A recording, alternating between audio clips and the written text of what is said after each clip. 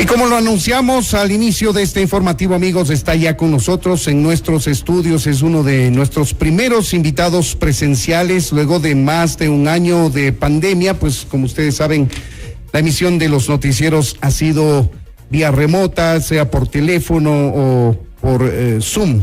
Tenemos el gusto de presentarles al doctor Alfredo Borrero, que primera vez que también nos acompaña en su calidad ya de vicepresidente de la República en nuestra estación radial. Doctor Borrero, bienvenido a Notimundo Estelar. Buenas tardes. Muy buenas tardes, Freddy. Para mí un privilegio estar aquí con usted, con esta vista maravillosa de Quito, de nuestro Quito querido. Un saludo muy especial a todos sus radioescuchas, que son varios, entre ellos yo. Así es que estoy a gusto de estar con usted. Muchas gracias, señor vicepresidente. Seguramente sus coterráneos también están escuchando en Radio Antena 190.5 en la ciudad de Cuenca. Sabemos que no vive ya algunos años allá, pero seguramente están escuchándolo y lo van a hacer con mucha atención. Si me permite, señor vicepresidente, iniciemos con la entrevista. Usted está al frente del tema de salud en su condición de médico, por supuesto, y por delegación formal del presidente Guillermo Lasso. Coordina junto con la ministra de Salud el plan de vacunación 900, un plan que lucía ambicioso, pero de a poco estamos viendo que va a ser realizable. Quisiéramos consultarles si en efecto los cálculos, las provisiones que tiene ya el gobierno le da para pensar que van a cumplir efectivamente los 9 millones de ecuatorianos en los 100 primeros días de gobierno. Si usted me permite, es importante hacer un poco de historia. Nosotros en el mes de septiembre conformamos un grupo de tarea conjunta para delinear las políticas de vacunación. Posteriormente ya fuimos concretando el plan de vacunación y lo teníamos listo para que cuando seamos gobierno lo ejecutemos, o si no íbamos a ser gobierno lo íbamos a entregar a los otros candidatos o al que pasaba en segunda vuelta. Cuando ganamos, nosotros presentamos ya el plan de gobierno al presidente de la República y sumamos algunas cosas, como el tema, por ejemplo, de la incorporación del CNE. El CNE nos sigue ayudando inmensamente, buscando el padrón, vacunando a las personas que lo necesitaban, que estaban en los registros electorales. Perdone que le interrumpa, pero lo que se planificó inicialmente y con el apoyo del CNE se ha ido desdibujando en el camino por las circunstancias que corresponden enfrentar. Lo que los ecuatorianos nos imaginábamos es que iba a haber, quizá no todos los recintos electorales que se ponen al servicio del proceso el día de las elecciones, pero un buen número de ellos, y en cada uno de ellos pues se iba a vacunar masivamente. Esto no ha ocurrido así. De hecho, se eliminaron algunos centros de vacunación, se agruparon en grandes centros para proveer de la vacuna, y luego nuevamente en la ciudad de Quito, cuando vinieron más vacunas, pues abrieron otros centros. Esto ha sido algo dinámico, por cierto, que se ha ido acoplando a las circunstancias, señor vicepresidente. Así es, el programa de vacunación es un programa totalmente flexible, y es totalmente flexible porque se moviliza en razón del número de vacunas que tenemos. Cuando ya concretamos, el presidente lideró la campaña para la negociación de la vacunación. Recordará que se nombró a Juan Carlos Olín como embajador para que gestione el tema de vacunación. Nosotros comenzamos a ver que nuestro proyecto tenía que ampliarse, tenía que expandirse, y ahí comenzó la sociedad a apoyarnos. El grupo empresarial, luego las universidades. Es decir, es un programa de vacunación que este rato alberga a todos los ecuatorianos. Ya no es un plan de vacunación del gobierno del presidente Guillermo Lasso, sino es un plan de vacunación de todos. Estamos con vacunas, estamos cumpliendo, tenemos un promedio de vacunación que bordea los 260,000 dosis de vacunados diarios. Vamos a cumplir con la palabra del señor presidente, probablemente hemos de cumplir con anticipación, y vamos a continuar vacunando, porque no es que terminamos ahí, sino debemos continuar vacunando, y eso va a significar que cada vez vamos a estar más protegidos. Ahora, vale la pena precisar, señor vicepresidente, van a ser 9 millones de ecuatorianos inmunizados en el cuadro completo de vacunación. es decir, las 2 dosis para las vacunas que hasta ahora llegan al país, y seguramente se incorporarán algunas monodosis próximamente, pero ¿estará el esquema completo de vacunas de 9 millones de ecuatorianos o serán 9 millones de ecuatorianos entre primera y segunda dosis? El momento, tenemos ya el día de ayer, tengo las dosis, las últimas informaciones, hemos vacunado 10.584.021, de los cuales primera dosis son 8.368.783 y segundas dosis 2.215.238. Por lo tanto, hemos sobrepasado ya los 10 millones. Pero tenemos que hacer algunas puntualizaciones que es importante. Si nosotros tenemos AstraZeneca, no podemos vacunar a los 28, a los 30 días, sino que tenemos que vacunar aproximadamente a los 80, 84 días para colocarle la segunda dosis. Por lo tanto, nosotros tenemos que ampliar, y pondré un ejemplo. Si el 1 de agosto se vacuna la primera dosis con AstraZeneca, tiene que vacunarse, creo que en octubre, la segunda dosis, ¿no es cierto? Por lo tanto, nosotros buscaremos la forma de cumplir vacunando más, probablemente que los 9 millones, para dejar los rezagados, en el sentido que tienen que utilizar su segunda dosis posteriormente a los 100 días. Pero vamos a cumplir, porque insisto, tenemos un plan de vacunación muy bien estructurado. En este momento debemos expresar, y es mi satisfacción de agradecer a las Fuerzas Armadas. Las Fuerzas Armadas han cumplido un papel extraordinario, tienen un programa que se llama Fénix, donde en este momento están con helicópteros, con lanchas, con camiones, llegando a las poblaciones más alejadas de los centros urbanos. Y como usted muy bien lo dijo, cuando recibamos Cancino, que recibimos la próxima semana, hemos negociado más de 6 millones de dosis de Cancino. Vamos a comenzar a recibir ya la próxima semana. Eso es para, como es unidosis, vamos a vacunar a las personas que están en la Amazonía, en la costa, en la sierra, que están alejadas de los centros, y que tenemos un nuevo lema, que es: si no vienes a vacunarte, solo pon el hombro, nosotros te vamos a ir a vacunar. Y será un solo esfuerzo logístico con esa monodosis para llegar a aquellos ecuatorianos que están más alejados de los centros poblados. Así es. Ahora, esto de que los ecuatorianos nos saltábamos la fila y eso, ¿ya no se está viendo, señor vicepresidente? Las principales autoridades del país demostraron, el señor presidente y en este caso el vicepresidente. Yo tengo 65 años de edad, el presidente también. Nosotros, cuando nos tocó, hicimos la fila correspondiente. A mí me tocó en el Colegio Sebastián de Benalcázar, me vacuné mi primera dosis y después, a los 25 días, busqué cuando me tocaba y me vacuné mi segunda dosis. Hasta ahora no tenemos información de que hemos contribuido a que se maneje la vacunación de manera política, es decir, que nosotros favorezcamos a grupos, a personas o a personajes que están en el gobierno. Esto, sin lugar a dudas, le tranquiliza a los ecuatorianos. Quizá esto de saltarnos la fila y buscar rápidamente inmunizarnos será porque no había una provisión suficiente en el país de vacunas. Ahora que ya están fluyendo, están llegando de las diferentes marcas, pues los ciudadanos también aparentemente se han tranquilizado y están esperando su turno cuando les corresponda en la franja etaria correspondiente. Así es, nosotros ahora estamos vacunando ya a jóvenes, a niños.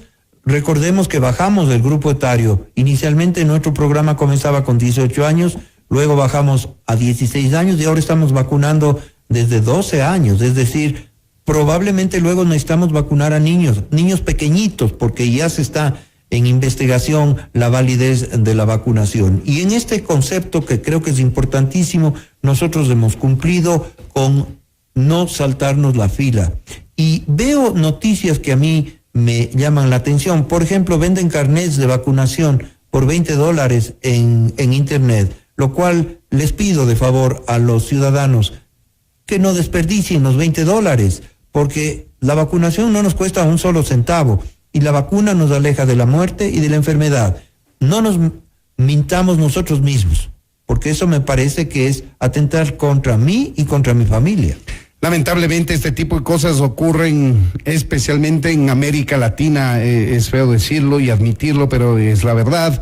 El Ecuador no se escapa de este tipo de viveza criolla, pero en verdad eso hace daño a la persona que lo compra y hace más daño a las personas que están cerca de esa persona que lo compra, porque debemos entender que si compra un carné de vacunación es porque no se sometió a la vacunación cuando le correspondió. Ahora, señor vicepresidente, esta mesa tiene 3 patas, que es la vacunación, de alguna manera la hemos evacuado.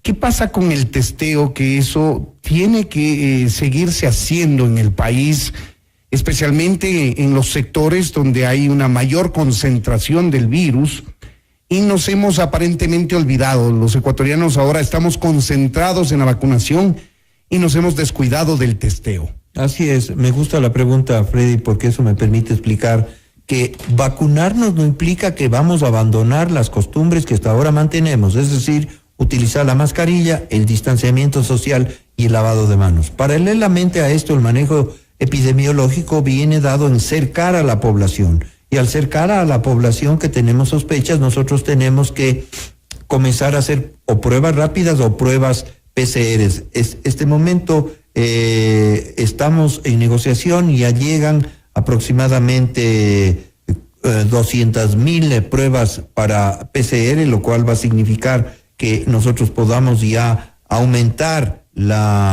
el muestreo y tener un diagnóstico que es preciso, pero además de eso se está haciendo pruebas genómicas que lo están haciendo laboratorios de las universidades para determinar la variante del virus, que yo invoco a la ciudadanía, no nos asustemos, porque es el origen natural de los virus que cambian, y ahora tenemos la variante que nos está asustando un poco, pero así va a ocurrir.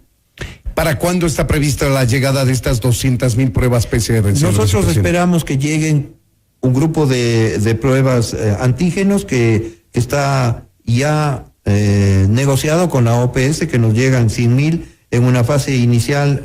Nosotros tenemos este rato 80,000 de pruebas PCR y nos van a llegar una cantidad similar en una negociación que ya está adelantada y que está por llegar, por llegarse ya las pruebas, porque como ustedes entenderán, nosotros tenemos que hacer a través de la Organización Panamericana de la Salud para tener pruebas que sean científicamente comprobadas y no tengamos los problemas que hemos tenido anteriormente. Entonces son pruebas de antígeno, pruebas rápidas. Pruebas rápidas y PCR también. Entonces serán más o menos 200,000. Así es, aproximadamente en esa cifra estamos. Y esto se va a repartir a todo el país, entiendo, para ir testeando a los ciudadanos. Exactamente. Iniciaremos un proceso de verificación del diagnóstico en las provincias que tienen más variedad de variante Delta, es decir, provincia del Oro, provincia del Guayas, provincia del Pichincha, provincia de la Suay, que son este rato aproximadamente hay como 85 casos reportados y con la prueba positiva. Por lo tanto, esos grupos etarios van a necesitar hacerse más pruebas para nosotros ir comprobando el diagnóstico, entendiendo que la mayoría de pacientes no necesitan estar hospitalizados. Un 90% de los pacientes pueden ser manejados en casa. Un 10% necesitan ir a un hospital, del cual el 5% necesita una unidad de terapia intensiva y un 5% necesita estar en un hospital. Hay un dato muy interesante que salió en esta semana. Aumentó el nivel de contagios en Estados Unidos de Norteamérica. ¿Y aumentó por qué? ¿Y quiénes fueron los que estuvieron dentro de este aumento de pacientes? Los que no se han vacunado. Los que no se han vacunado están en las unidades de terapia intensiva, lo cual nos obliga a hacer un llamado a que nos vacunemos. Claro que sí, el expresidente Trump y los seguidores de él, del Partido Republicano, han cambiado su discurso de cuando todavía era presidente Trump y se oponían de alguna manera a la vacuna. Pues ahora que se está viendo los resultados, han cambiado de discurso. En buena hora que lo hagan, qué pena que lo hagan sufriendo personas que van a parar al hospital y peor aún, personas que lamentablemente fallecen, señor vicepresidente.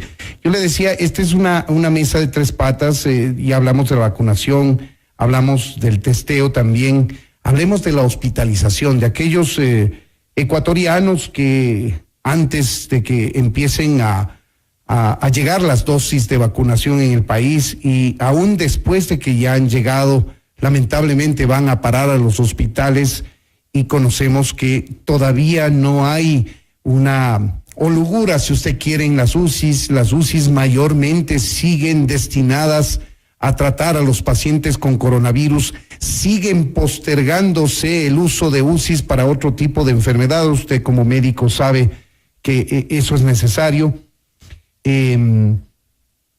¿Por qué no baja? No baja por la cronicidad de la enfermedad, es decir, un paciente que tiene el diagnóstico de COVID y está intubado en una unidad de cuidados intensivos, tiene una larga permanencia en la unidad de cuidados intensivos. Eso significa que está 3, 4, 5 semanas en unidad de cuidados intensivos, en algunos casos está intubado, se le hizo ya un procedimiento que se llama traqueostomía para que ventile con el tubo a través de la tráquea, está hecho una gastrostomía, es decir, el proceso de recuperación es largo. Hablemos que son pacientes crónicos de alguna manera, ¿no es cierto? Eso impide sacarles de la unidad de terapia intensiva y se hace un cuello de botella porque tampoco pueden entrar los pacientes que están recién con la patología. Lo que se puede ver es que a pesar de que las unidades de cuidados intensivos están llenas, tienen todavía cabida. No nos está ocurriendo, por suerte, lo que nos ocurrió en los meses de abril o mayo o en abril o mayo en la ciudad de Guayaquil. ¿Y a dónde nos está llevando esta conclusión? De que mientras más vacunemos, probablemente el contagio es menor y la complicación de la enfermedad es muchísimo menor. Entonces, esta redistribución también de pacientes que pueden estar hospitalizados sin necesidad de tener estar en una unidad de cuidados intensivos, ha hecho que los hospitales estén un poquito más flojos, entre comillas. Por ejemplo, cuando visitamos los hospitales, las carpas, yo he visitado más de 45 hospitales en el país, las carpas donde antes se atendía a pacientes y se les trataba y permanecían 24 horas, casi 24 horas en la carpa para buscar la posibilidad de una cama, las carpas casi están vacías y eso nos ha permitido la flexibilidad en el sistema de salud nacional. Vale decir que el elevado número que tuvimos en los picos de abril, de mayo del año pasado, han sido reemplazados por pacientes en UCI con mayor permanencia en esas unidades y de alguna manera eso sigue congestionando las unidades de cuidados intensivos de los hospitales. Así es. De los pacientes que están en este momento detectados, la mayoría de ellos están en sus casas. Es decir, el cerco epidemiológico permite inhabilitar el contagio porque le tenemos en su casa y lo que se ha visto, salvo casos excepcionales, es que la patología en sí es leve, no es tan complicada porque, vuelvo a insistir, esos pacientes ya están vacunados. Estamos dialogando con el señor vicepresidente de la República, el doctor Alfredo Borrero. Señor vicepresidente, desde la llegada de la variante de Delta o la detección de esta variante del coronavirus en el país, esto le ha inquietado a los ecuatorianos. Entramos en una aparente confianza, si usted quiere, porque se vio las gestiones del gobierno, la llegada de las vacunas, el plan de vacunación que inicialmente con tropiezos, pero después fue fluyendo, pero luego llega esta variante, una variante de la cual en el exterior incluso se dice que podría no cubrir las vacunas que fueron creadas en su momento para el coronavirus en su fase originaria de Wuhan. ¿Cuánto debemos preocuparnos los ecuatorianos por la presencia de esta variante, especialmente en la provincia del Oro y en la ciudad de Guayaquil, donde está el mayor número de casos? La historia natural de estos virus es la mutación y mutan porque esa es su característica y al mutar aparecen varios tipos de virus que algunos tienen una carga viral mucho más alta, otros tienen una carga viral menor. En el caso de la variante Delta no es que producen mayor mortalidad, el contagio es más rápido, el contagio es de una velocidad que va increciendo, por lo tanto hay más variedad de pacientes, más número de pacientes y eso puede significar que exista un poco más de mortalidad. Entonces, a los ecuatorianos mi llamado es a que se vacunen. En la primera dosis, cuando uno recibe de las varios tipos de vacunas que se utilizan con 2 dosis, la protección va alrededor del 30 al 35%, pero con la segunda dosis en algún tipo de vacunas llega hasta el 95 a 98%. Por lo tanto, el rango de no tener protección es bajito, y de lo que se ha visto en los estudios es que sí protegen hasta el momento todas las variantes. Se está hablando la posibilidad hasta ahora de recibir una tercera dosis. Pfizer ya lo está diciendo, que probablemente vamos a necesitar una tercera dosis, y eso va a reforzar nuestro sistema inmunológico. Hablemos ahora del tema que va atado al coronavirus y que ha afectado al mundo entero. Me refiero al tema económico en el país. Señor vicepresidente, ¿usted cree que con las medidas que estamos tomando, con la educación que hemos adquirido los ecuatorianos de a poco, en torno a las medidas de bioseguridad, a lavarnos las manos, al distanciamiento, al uso de la mascarilla, a veces a regañadientes, pero de a poco nos hemos ido educando los ecuatorianos? Es un proceso que ha pasado en el mundo entero. Digo, con esto, más las vacunas, el comportamiento de los ciudadanos, ¿usted cree que aquí en el Ecuador no será necesario un confinamiento total nuevamente como lo experimentamos en los primeros meses del año pasado? Parece que las circunstancias nos da a que no debemos desembocar en un confinamiento total, lo cual es importantísimo porque eso nos permite reactivar esta alicaída economía que tenemos, ¿no es cierto? Pero hay medidas que ya tomó el COE que son temas puntuales. Por ejemplo, reducir los aforos, por ejemplo, reducir el transporte interprovincial, y eso significa que la economía se está moviendo. Nosotros tenemos vacunados a todos los que están en el sector turístico, lo cual es importantísimo porque eso permite que reactivemos un área tan importante de ingresos para el país. Tenemos vacunadas a las Fuerzas Armadas, estamos en proceso de vacunar ya a la mayoría de ciudadanos que viven en el país que no tienen nacionalidad ecuatoriana. Estamos vacunando a los estudiantes para que probablemente en el mes de septiembre ya se regrese a clases presenciales con cierta limitación. Entonces, al vacunar nosotros estamos dando una imagen de protección, y la única forma que reactivemos la economía es vacunando. Y yo salí, y le quiero contar, Freddy, como una anécdota, hoy salí a caminar en el Parque de la Independencia, en el centro de Quito, y iba preguntando a gente humilde, gente trabajadora que vende caramelos. Todos estaban ya vacunados, todos estaban vacunados. Entonces ellos estaban muy contentos porque ya volvieron a colocar su puestito de venta que les permite llevar los ingresos todos los días a su casa, y eso hace que reverdezca la economía, que es nuestra intención. Claro, el temor que existe especialmente en los sectores productivos y en los ecuatorianos que trabajan y necesitan ganarse el pan de cada día en las calles, en las ventas, en los negocios. Lo que no quisieran bajo ningún punto de vista es un confinamiento total nuevamente, pero lamentablemente eso no depende del gobierno, no depende solo del deseo de algún ecuatoriano, depende de todo nuestro país, que colaboremos y pongamos de parte para que esto no ocurra, señor vicepresidente. Es, sobre todo una invocación, un llamado especial a los jóvenes. Ahora estamos viendo que los grupos vulnerables que están llegando con una enfermedad grave, que están entrando a la unidad de terapia intensiva, estamos en grupos de edades desde los 17 hasta los 40 años aproximadamente. Cuanto antes teníamos un grupo de personas de la tercera edad con enfermedades que les volvían más vulnerables. Entonces los jóvenes se desatan cuando tienen fiestas, y las fiestas no guardan los aforos, y los jóvenes se quitan la mascarilla, y el joven que se contagia lleva el contagio a su casa. Por lo tanto, mi llamado a ellos es que hagan las cosas con moderación, que se sigan cuidando, que protejan a su familia, a sus padres, hermanos, y que se protejan ellos. Estamos dialogando con el señor vicepresidente de la República, Alfredo Borrero.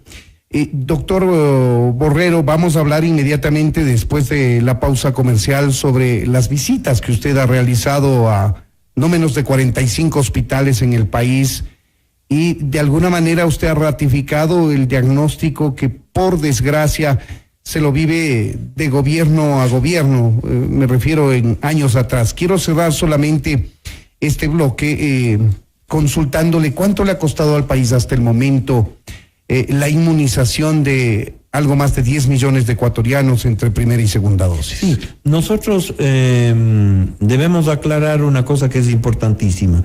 Nosotros, el gobierno del presidente Lenín Moreno consiguió 2 millones de vacunas y puso en el tapete alrededor de 18 millones de vacunas, pero no los llegó a negociar. El gobierno del presidente Lasso negoció ya esos 18 millones de vacunas, y nosotros aproximadamente para finalizar el año tendremos 35 millones de vacunas. No tengo la cifra exacta en cuanto a la verdad de los costos. Deben estar alrededor de 250 a 300 millones de dólares con apoyo del Banco Interamericano de Desarrollo, con apoyos financieros del Banco Mundial. Es decir, en el momento de la crisis financiera en la que estamos, los organismos internacionales, cuando veían que tenemos un buen programa de vacunación, comenzaron a gestionar los créditos, y esos créditos han fluido y de tal manera se han podido comprar las vacunas. Pues bien, aquí finalizamos este primer bloque de entrevista con el señor vicepresidente de la República, Alfredo Borrero, pasando revista al plan de vacunación, al testeo, a la hospitalización, a la variante Delta. Vamos a hablar en esta segunda parte de la entrevista sobre el tema de salud en general y algo del tema político del gobierno, porque si al gobierno le va bien en este plan de vacunación, seguramente alcanzará mayor legitimidad. Señor vicepresidente, usted hizo visitas, decenas de visitas, muchas de ellas sorpresivas a los hospitales, ingresó a ver cómo están atendiendo, su condición de médico le permite tener una perspectiva diferente a un ciudadano común y corriente, y más aún como autoridad. Y usted nos dijo que estaban mal las cosas, que no había provisión de medicamentos en algunos casos, en otros estaban equipos dañados, en otros la capacidad instalada era muy grande para el número de pacientes que se atendía, etcétera. ¿Nos puede detallar un poco más lo que usted vio en esas visitas que realizó? Sí, yo quisiera, si usted me permite, Freddy, para que no quede flotando en la audiencia el tema de los números de las pruebas. Me acaban de informar este momento que se están negociando 200,000 pruebas de antígenos y 80,000 de PCR, y esas están por llegar, y 90,000 más de pruebas PCR, lo cual nos estaría hablando de alrededor de unas 175,000 pruebas. Ahora sí vamos al tema que nos preocupa a todos, que es la visita a los hospitales. Visité más de 40 hospitales, he estado en más de 17 ciudades y acuñé una frase que es que la salud está enferma. Yo tengo una forma singular de visitar los hospitales porque fui 9 años director de uno de los hospitales más importantes del país, y comienzo visitando me voy a la cocina, luego me voy a la lavandería, no uso el ascensor, subo las gradas, en las gradas voy conversando con la gente que me para y me dice, no le haga caso al director porque el director no le va a decir la verdad, pero los pacientes y los médicos me dicen, y luego me voy a la farmacia de insumos y a la farmacia de medicamentos, posteriormente hospitalización y emergencia. Entra por las entrañas del hospital. Exactamente, así es la visita que hacemos, y efectivamente nos hemos encontrado con muchísimas sorpresas, y la sorpresa, el denominador común es que en la mayoría de instituciones hospitalarias no funcionan los equipos de diagnóstico, en otras los laboratorios no realizan ni un examen de sangre, los equipos están dañados, no ha habido reposición, las ambulancias están sin funcionar, y lo más grave de todo es que el paciente se acerca y le dice, doctorcito, la receta que estoy necesitando para mi mamita no me dan porque dicen que no existen sus medicamentos. Entonces eso nos lleva a configurar un problema muy serio en la salud, y un problema muy serio en la salud va sumado a hospitales que están funcionando en unidades móviles. El hospital de Alausí está funcionando en una unidad móvil. Eso es para una emergencia, eso no es para dar una permanente atención a los pacientes. Y qué no decir del hospital de Pedernales, que también está funcionando en una carpa y en un hospital móvil. Entonces, esto hace pensar que nosotros tenemos que buscar una solución, y la solución ya fue presentada en el Consejo de Seguridad del Estado, a petición del señor presidente de la República, y esto se elevó a una necesidad nacional. Es decir, el tema de salud, este momento es un tema prioritario para el gobierno, y eso nos llevó a plantear 4 posibilidades de intervención. La primera, relacionado a levantar el número de medicamentos que necesitamos. Ya tenemos las cifras, alrededor de 800 medicamentos entre el Ministerio de Salud Pública y el Instituto Ecuatoriano de Seguridad Social. Usted se refiere al cuadro básico. Al cuadro básico de medicamentos. Luego tenemos que también colocar aquí a los medicamentos que se han olvidado de administrarles, que son para las enfermedades catastróficas, las enfermedades raras, el cáncer, ¿no es cierto? Entonces, en base de eso, nosotros con este levantamiento de información, la visita a los hospitales ha sido también en algunos casos acompañada con la doctora María Sara Gijón, que está encargada, directora general de compras públicas, para encontrar el mecanismo. Y el mecanismo tiene que ser un mecanismo donde prime la claridad, la pulcritud, la honestidad, la rectitud en el tema de las compras. Nosotros tenemos que presentarle al presidente el día lunes en COSEPE ya el análisis de los medicamentos. Ese es el punto número 1. Perdone que le interrumpa en este punto, señor vicepresidente. El gobierno anterior dejó avanzada la idea de una compra unificada y vendió la idea, vendió en el mejor sentido, de que comprar por cada hospital puede salir eventualmente más caro que comprar a nivel estatal. Unir los requerimientos de la red pública de salud y del IES, que a fin de cuentas sale lo mismo, y hacer una gran compra de todos los medicamentos que se necesitan y proveer de ello a los hospitales, y no que se realicen cientos de pequeños procesos por parte de cada hospital. ¿En qué quedó eso? Ellos tenían un programa en que iban a hacer una inversión de $1.000 millones, 700 millones de dólares estaba destinado a compra de medicamentos y 300 millones de dólares estaba destinado a logística. Cuando nos presentaron el gobierno saliente, a nosotros que estábamos ingresando a posesionarnos del 24 de mayo, nos preocupó porque es un volumen de dinero inmenso, es una cantidad de dinero inmenso, y nosotros optamos por parar. ¿Y qué es lo que queremos incorporar ahora? Primero, que todos estén presentes, es decir, que todos oferten, no solo los amigos, no solo los panas, todos los que están en capacidad de ofertar en primer lugar. Nacionales y extranjeros. Nacionales y extranjeros, para todos, que sea, eso sí, público, es decir, que tengamos veedores, entre los cuales está la academia, los colegios de médicos, las sociedades científicas, para que nos ayuden en el proceso de claridad. Y una vez que tengamos determinado cómo es lo que tenemos que hacer, necesitamos, aunque no tenemos mucha confianza los ciudadanos en la Contraloría, que haga una valoración previa a la Contraloría, para que no se haga post-mortem, sino se haga pre-mortem. Entonces, cuando tengamos esto muy bien diseñado, vamos a tener un sistema de distribución.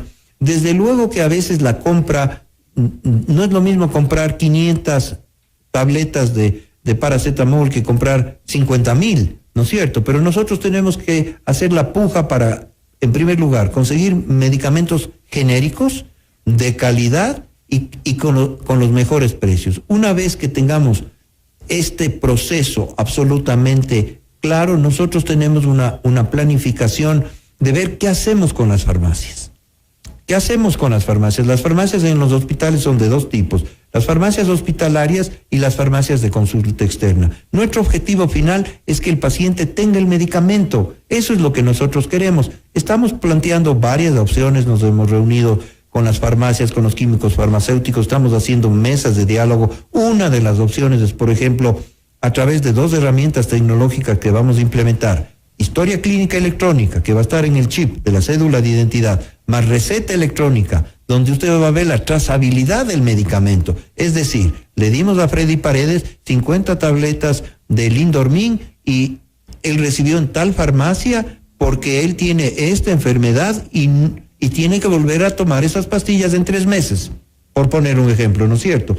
Entonces, cuando tenemos este control, nosotros no vamos a permitir, y no se puede permitir, el uso indiscriminado de entregar las medicinas dependiendo de cuántas les doy al paciente. Y hay temas infames como la caducidad de medicinas. Exactamente. Y los ciudadanos que reclaman la entrega. Exactamente. Se compran medicamentos e insumos. La memoria es frágil. El Teodoro Maldonado Carbo, 50 millones en insumos de medicamentos, tuvo que incinerarlos hace unos 3 meses porque habían comprado en exceso, en demasía, con fechas de caducidad que era cortito el tiempo para su utilización. Por lo tanto, si nosotros externalizamos y usted sale con su receta de Lindormin y tiene sana en la puerta de a 2 cuadras o a cuadra de su casa, va y pide y le dan el medicamento. Eso es lo que queremos hacer. Dejar a la empresa privada que se encargue de aquello y luego se cruzan las cuentas. Exactamente, y tener farmacias para hospitalización manejadas por cada uno de los hospitales, con la presencia de los químicos farmacéuticos que se encargan no solo del expendio, sino de todo el manejo de la farmacovigilancia. Estamos buscando el camino. Este va a ser un proceso. Tenemos que hacer planes pilotos para ver cómo nos va. Queremos que todos no sean parte del problema, sino sean parte de la solución. El objetivo final para nosotros es el paciente. Esto nos va a tomar muchos meses, esperamos, doctor. Esperamos que la primera fase de las compras de medicamentos ya tengamos una determinación, un proceso, y comencemos a tener medicamentos, hablemos en septiembre ya, ¿no es cierto? Y luego el proceso segundo, esperamos nosotros poner en práctica entre octubre, el que les estoy contando. Y lo que queremos ver nosotros es cuál es el mejor mecanismo y el mejor sistema para que no se convierta en grupos, porque lo que pasa es que van a la licitación entre 3, que entre ellos mismos se conocen, y ellos son los únicos que ofertan, porque a los otros no les invitan. Aquí tiene que ser de todos, primando la calidad y el costo de los medicamentos y de los insumos, porque ese es otro tema importantísimo. No es justo que a un paciente le envíen a comprar la placa tornillo para una fractura de brazo, de antebrazo, y tenga que salir a comprar fuera del hospital. Eso tiene que proveer el hospital. ¿Qué pasa con el IES? El panorama es similar. Vamos a hacer igual con el IES. Esto va a ser para todo el Sistema Nacional de Salud. Es decir, queremos colocarles en la misma mesa al hospital, a los Ministerio de Salud Pública y al Instituto Ecuatoriano de Seguridad Social. Todos van a tener que jugar con las mismas reglas. ¿Qué pasa con el manejo de equipos? Estos equipos dañados, no repuestos, capacidad instalada ociosa que no se pone al servicio de los ciudadanos cuando hay tanta necesidad. Así es. El mejor ejemplo que podemos nosotros citarlo es el Hospital de Especialidades de Puerto Viejo. Este es un hospital que fue construido para 550 camas. Este rato ese hospital no funciona más allá de 120 camas. Tiene una capacidad ociosa terrible. Yo visité el hospital. Las habitaciones se han convertido en bodegas para desechos y en bodegas para insumos, cuando debemos tenerle funcionando las 550 camas, ¿no es cierto? Ya está está hecha en la estructura, y así pasa con varios de los hospitales como el IES, Los Ceibos, que también está funcionando creo que en el 30% de su capacidad total. ¿Qué es lo que tenemos que hacer? Ya hemos hecho un mapeo de todos los hospitales de la red. Tenemos que buscar también la posibilidad de construir nuevos hospitales. Por ejemplo, no me parece a mí justo que a la UCI sigan atendiendo a sus pacientes. Tiendas de campaña. Exactamente, no está bien. Tendremos que buscar la forma de hacerlo.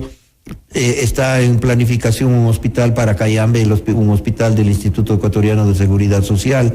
Y hay hospitales que ya han pasado su vida útil, 40 años. de estar funcionando, donde no se les ha dado mantenimiento, lo cual es terrible. Equipos que están dañados porque se han olvidado de comprar la tarjeta para que funcione el tomógrafo, o no han querido comprar, que sería la palabra más adecuada. Entonces, todo esto tiene que venir en un proceso y usted me dirá, ¿y dónde van a sacar el dinero? Porque estamos quebrados. Todo pasa por el dinero. Todo. Pero manifestemos que cuando existe una palabra que es la que tiene que ser transversal para todo, cuando se utiliza con honestidad el dinero, cuando cuidamos el dinero público mejor que el dinero privado, sí alcanza. El Ministerio de Salud Pública tiene alrededor de 2.800 millones de dólares en presupuesto y el Instituto Ecuatoriano de Seguridad Social alrededor de 1.450 Solo para millones. salud. Solo para salud. Entonces, dinero sí existe, pero cuando se compran fundas de cadáveres en $160 en lugar de comprarse en 12, ahí sí no hay dinero que alcance.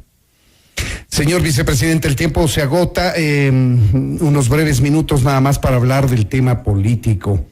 La concentración quizá mayoritaria, porcentualmente hablando, que ha dado el gobierno para el tema de salud es importante y así tenía que ser.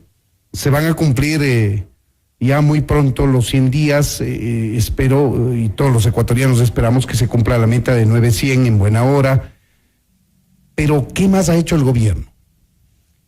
El gobierno liderado por el presidente Guillermo Lasso ha estado en varios frentes, entre los cuales son temas de relaciones internacionales. Por ejemplo, está buscando la posibilidad de que el Ecuador entre al programa del Pacífico, ¿no es cierto? Con una frase que es importantísima: más Ecuador en el mundo y más mundo en el Ecuador. Es decir, premiar las exportaciones nuestras, que son el camarón, el cacao y así sucesivamente. El presidente se bajó más de 850 impuestos en costos de equipos que son de tecnología, lo cual es importantísimo. Abrió, ya estamos en proceso de abrir, ya se abrió la primera escuela cerrada, habían más de 900. De las comunitarias. De las comunitarias, más de 900 escuelas. Se está trabajando muy duro en el plan de bajar la desnutrición crónica infantil,